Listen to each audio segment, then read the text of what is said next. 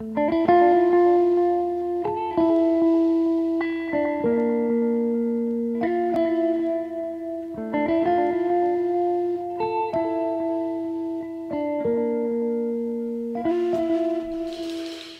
everyone, Logan here again with another video.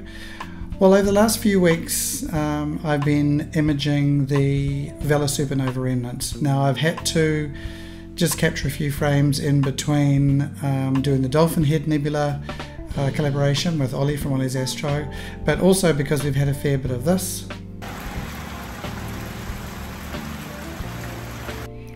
And so that's the advantage of having an observatory set up, is that you can actually whip out when there is an hour or two of clear sky when you may not have normally set up your whole mount and had to do polar aligning. You can just whip out to the observatory, rip the roof off and do an hour and then close it up if the clouds come over.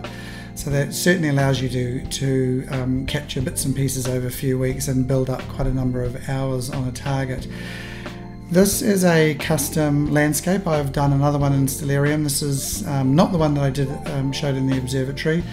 I've done it on the deck because sometimes I'm imaging with the CEM 160 on the deck, perhaps with the Red Cat or the 10-inch Mead.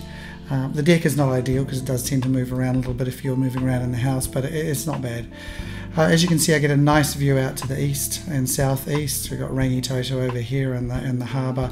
Not so flash sort of towards the north, and certainly to the west the house gets in the way. But anyway, it gives me a good idea of when the target is rising up and what's going to be getting in the way when. Now if we just search for the area of the supernova remnant that I'm targeting, and that is designated as GUM 16, and here it is here, so we'll just zoom in. Now the Vela Supernova Remnant is much bigger than this. It's quite a huge area, and this is just a small area of it.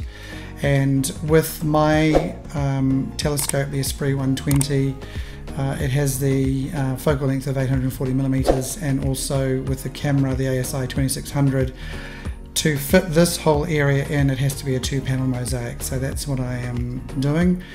I think it's largely HA and O3, so I've just been imaging in HA and O3 and doing primarily 5-minute subs, but I might experiment with some 10-minute subs as well. And I'm just going to try and capture as many hours on this as I can to bring out all the sort of fine detail in this expanding gas cloud from the Vela Supernova Remnant. Apparently a massive star exploded and the light from that reached Earth about 11,000 years ago and has left the Vela pulsar as a result. And this thing is about 800 light years away from Earth.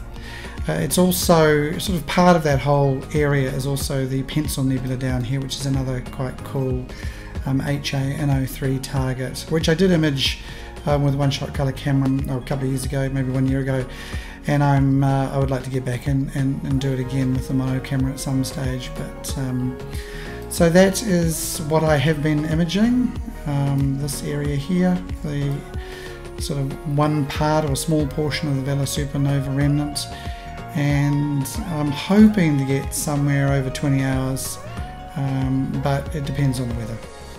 Meanwhile, one eternity later.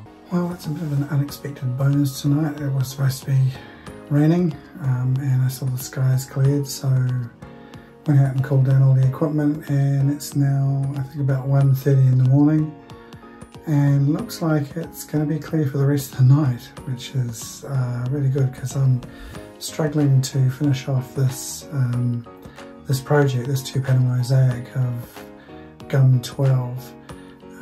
So I'm hoping tonight if I can get through most of the second panel, the S2 and the O3, I've already collected the HA, then I might be able to have a crack at processing this image. I probably should collect some more data. Well, I'll see how it turns out with a bit of a test run. But I just don't know when I'm going to get a clear sky again. The forecast is just horrendous, and we've got a cyclone potentially brewing for next week. So yeah, I'm going to make the most of tonight.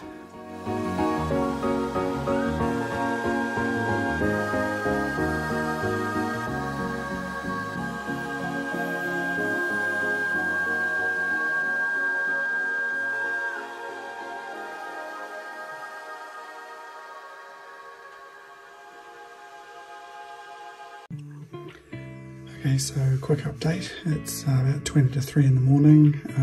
We're about 2 hours from meridian flip, but that's probably going to be when the sun is starting to sort of think about coming up. So we'll probably just run it up to the meridian flip and finish. I'm just doing the second panel, the oxygen 3, and thought I might try a few 10-minute subs on HA just to see what they look like, how they compare with the 5-minute subs I've been doing previously. So so far I'm really happy because I was not expecting to get a night like this at all.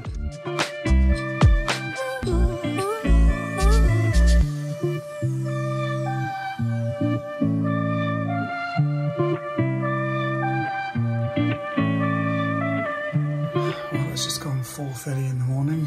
I'm completely stuffed, but happy because got a clear night through to pretty much to dawn. The sky's just starting to light and the birds are chirping, and interestingly over the west some clouds are just rolling in, so perfect timing.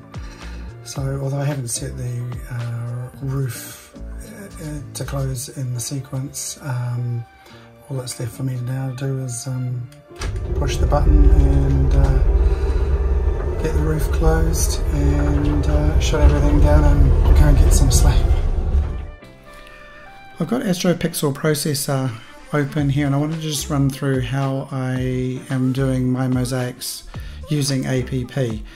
I have done a mosaic well over a year ago, possibly coming up to 2 years ago in Pixinsight. It seemed like a very laborious process through that, but that's probably because I was early on in the days of using Pixinsight.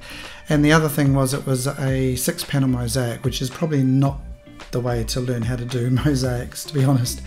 So that's probably why it was also laborious. But since I use AstroPixel Processor for all my calibration and integration before I take it into Pixinsight for processing, I went through a few tutorials because I knew that APP could also create mosaics for you, and to be honest with you, I think the process seems quite painless and easy once you put the settings into these different tabs effectively, and you've got your light frames, your dark frames, and your master darks or your biases for the different filters.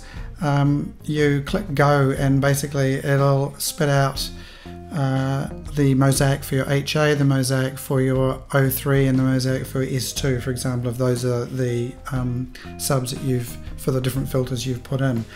Now for the purposes of this video, I'm just going to do HA, and I'm also going to skip the calibration process.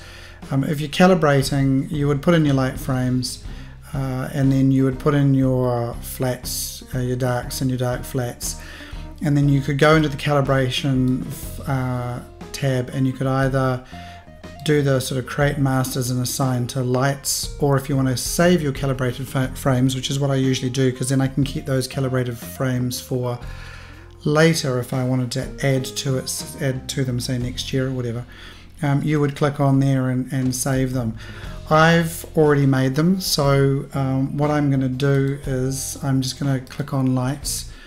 And I am going to go into, I've just grabbed a selection of, I'll come up here, it's on the, I'll find it on the E drive here, and I'm going to find, I've got here Vela test. Now what I've got here is I'm going to select these, there's just 20 frames, and we're going to open them. Now you call them, you say they're hydrogen alpha, and it's session 1. Now if I was doing the OIII and the S2, that would be session 2 and session 3, etc.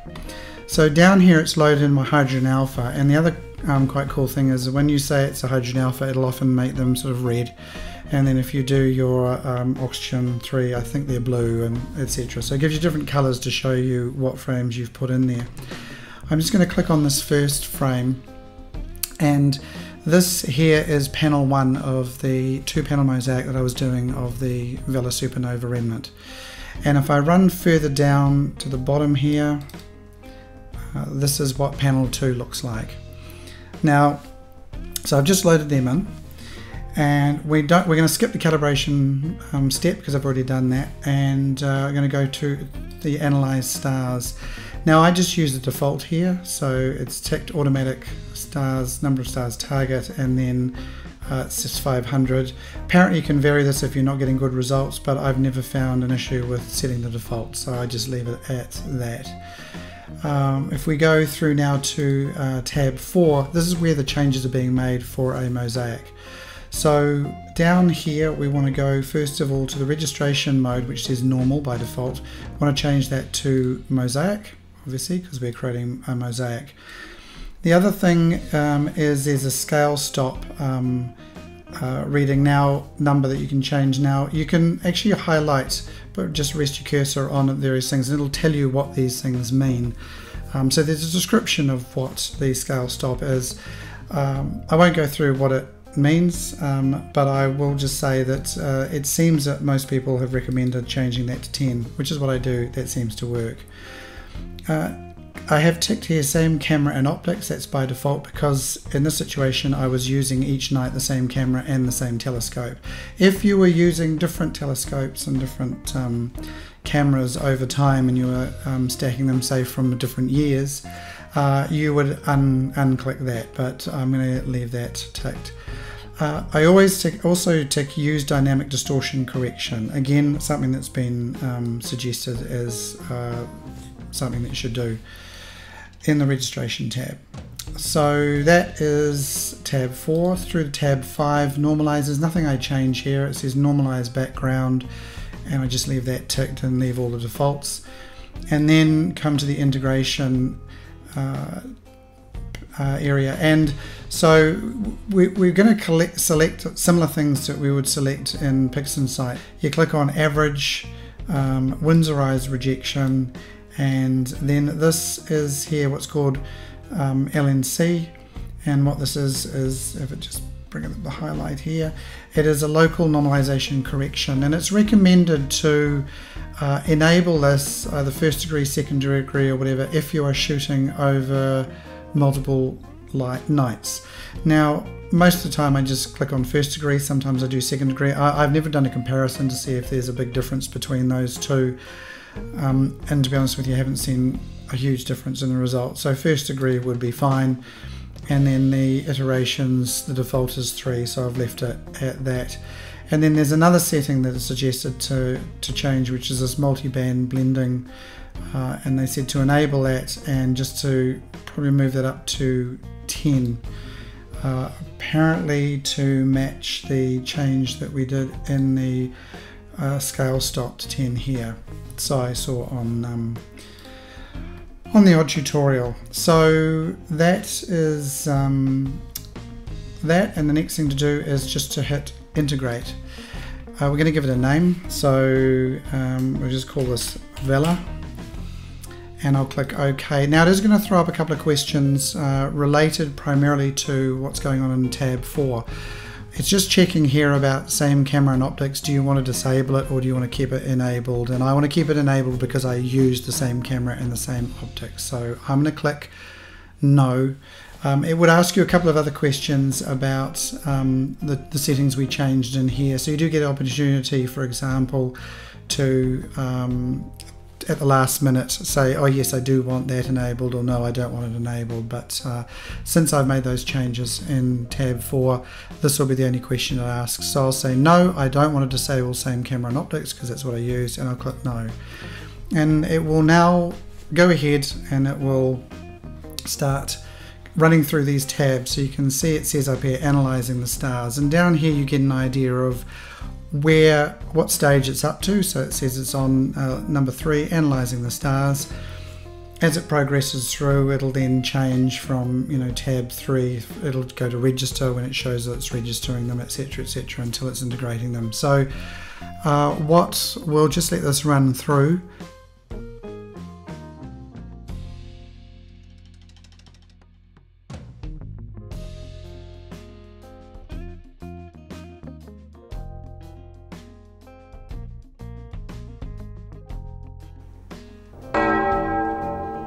Okay, and the big bell indicates that the process is finished.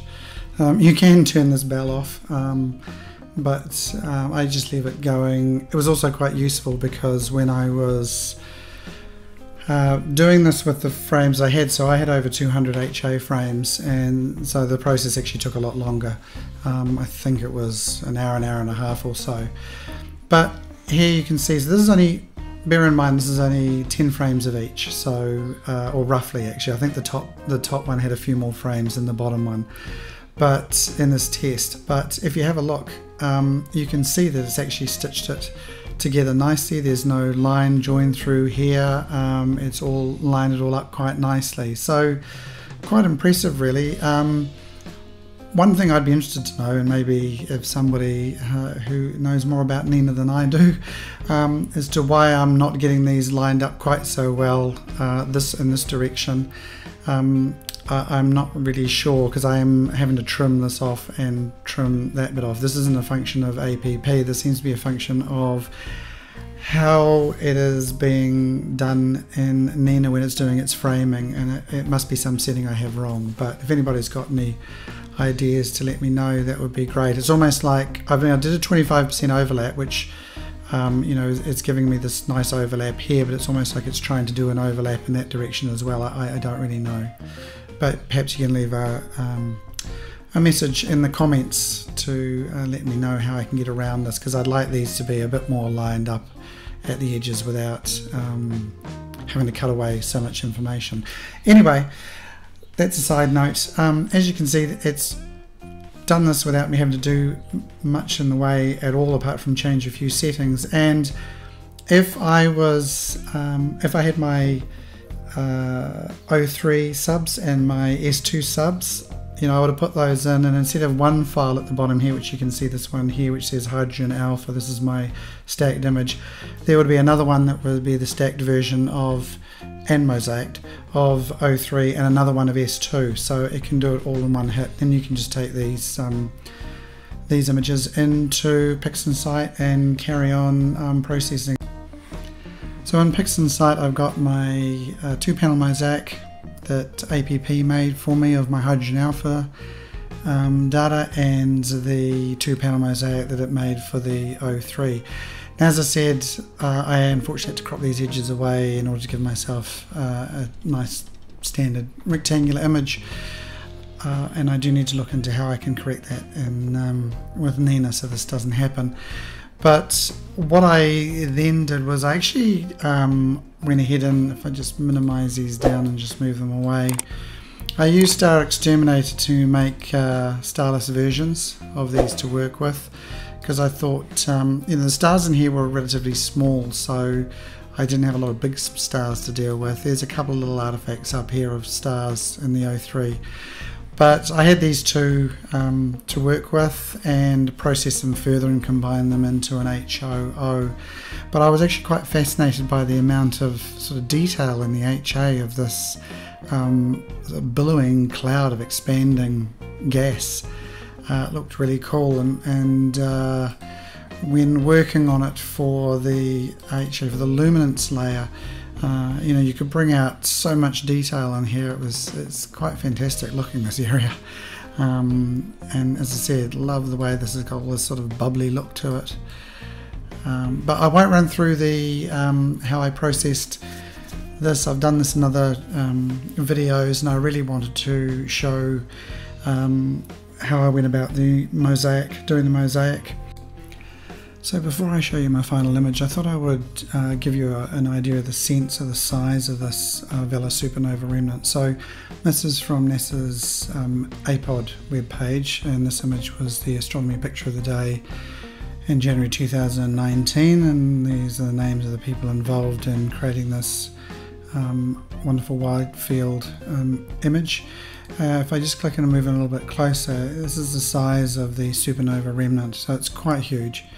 And over here is the Pencil Nebula, and the area that I've just been able to image with my 2 panels is this area here. So just a relatively small portion, but I think a quite interesting portion.